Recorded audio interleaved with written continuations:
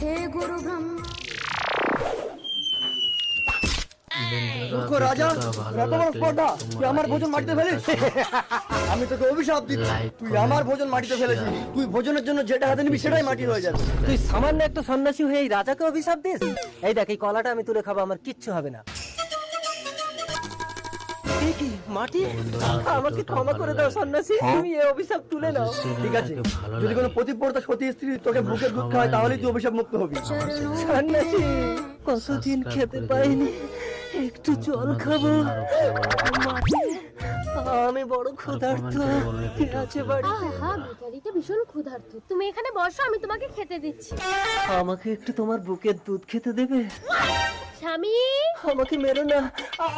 এখানে বস, এটাই তো শাস্তি। এ কি পাহাড়পুরের রাজামশাই, আপনার এই অবস্থা কি করে হলো? কিন্তু